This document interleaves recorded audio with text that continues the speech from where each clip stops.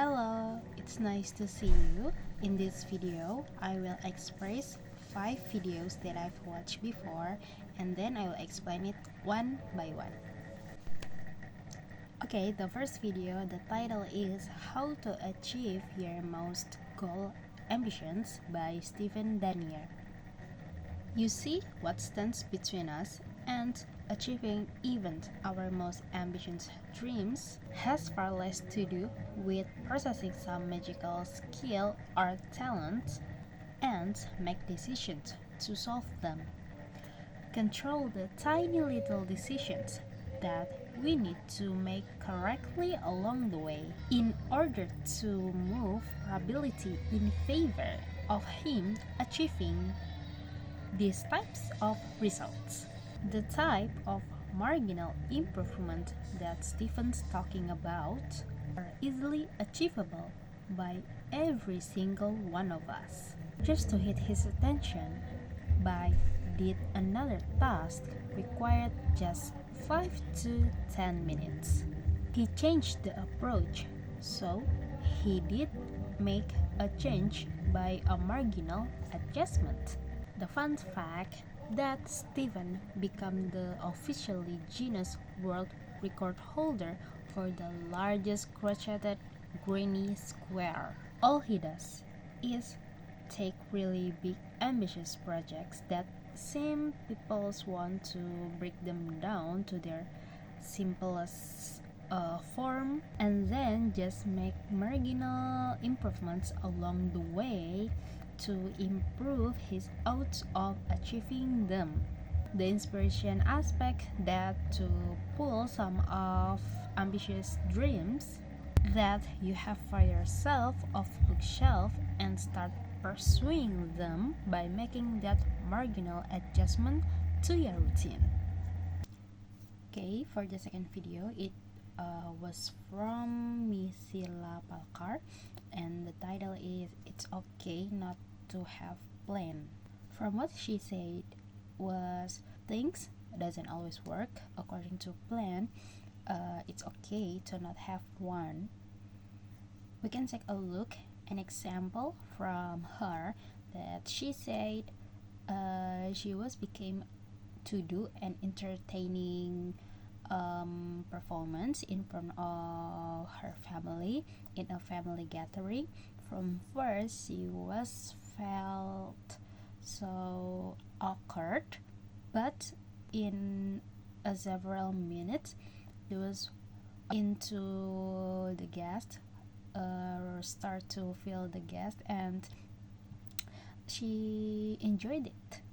But which point that you have to remember that Misila having a family support that become a mantra to get an ideal life. So it was just not for the skill because she also built the resilience.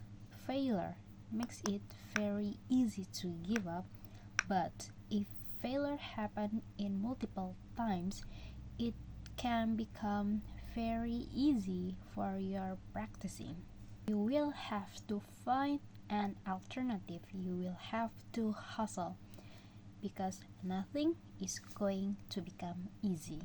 Like the first minutes in the video that Misila played some songs without music, just using a glass to kick up the beat and sing a song that make she having fun without any plan that she is thinking about.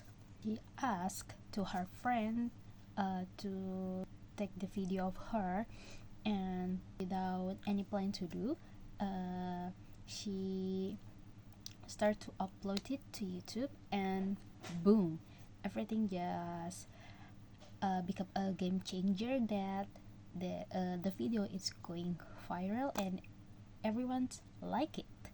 Point is, the answer lies in experimenting and doing so fearlessly. Albert Einstein once said, if you judge a fish by its ability to climb a tree, it's going to spend all its life believing that it's stupid. We might be not good in one thing, but we might be good at the other thing, or two things, or three things. Maybe all we can do cannot make sure everyone happy, but you have to figure out what make your health happy. And the last to remember, and the last most important, learn to embrace randomness. Next to the third video by Mariana, and the title is What Make You Special? Mariana is a journalist.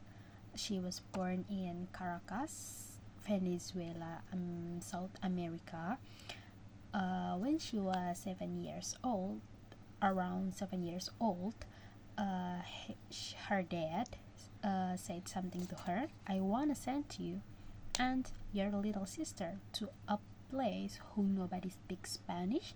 I want you to experience the different language, the different culture. You never know what future holds. They were moved to Minnesota. Absolutely, the kids there is different from Mariana and her little sister. Of course, those childs not speaking Mariana and her little sister language, and so do them. And her little sister always crying in that summer camp. Once, Mariana got a summer camp again in senior high school. She got a roommate named Fatima.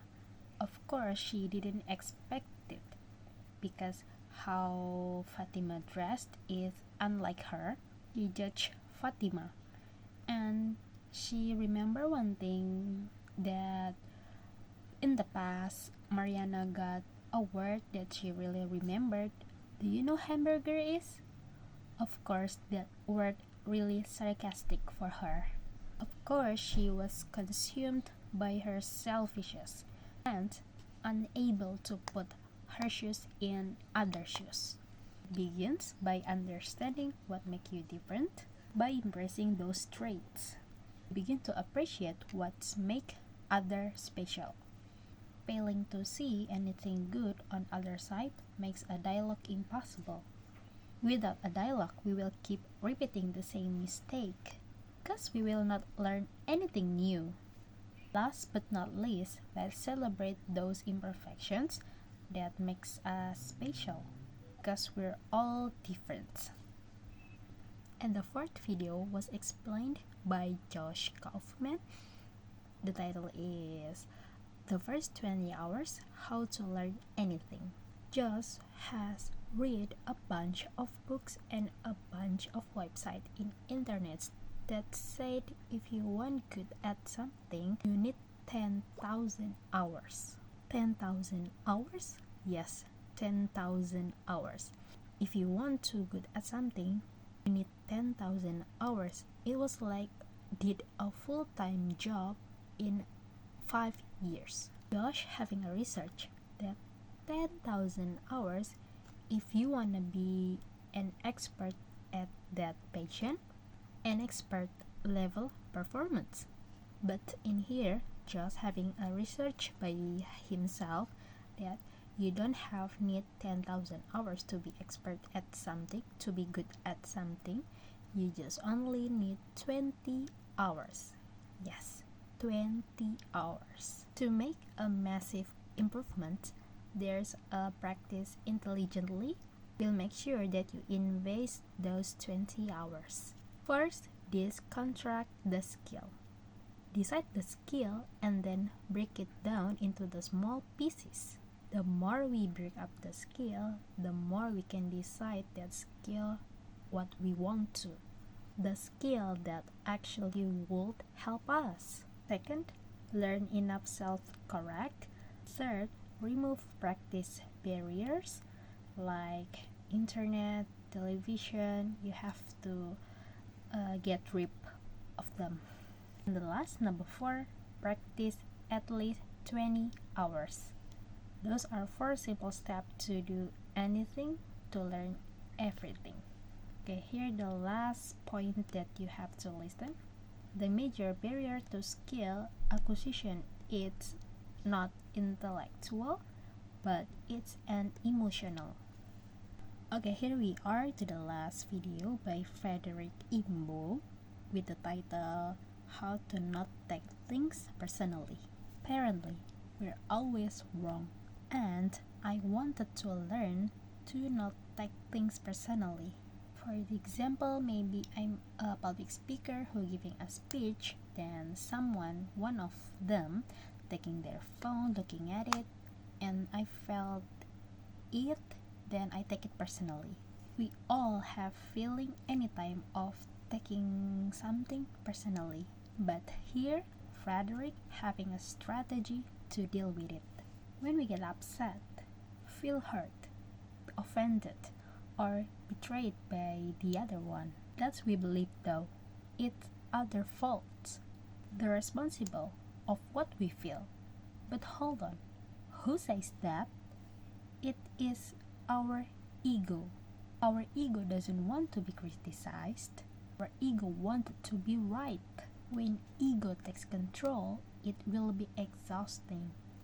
It's easier to not take things personally. You feel free. You have a good connection with the others. You have a good harmony with the others. Don't let ego take your control. Ego is out when you feel like, I want to be right, not I want to be happy. Frederick said he was changed the me to we. So the first strategy is it's not about me. Get the other person intention. But sometimes if it's about me doesn't work, it simply means it's about me. Looking at the mirror, look at yourself, questioning yourself. Someone says about us, the example may be, hey, you're too selfish. I do take it. We do take it personally because I know there's something truth in it. It's the moment to give yourself some empathy. Yourself, what's going on inside you? You need to speak the other about what you feel. You increase the change to the other to understand you. Okay, that's it. That's all the 5 videos that I've listened. And thank you.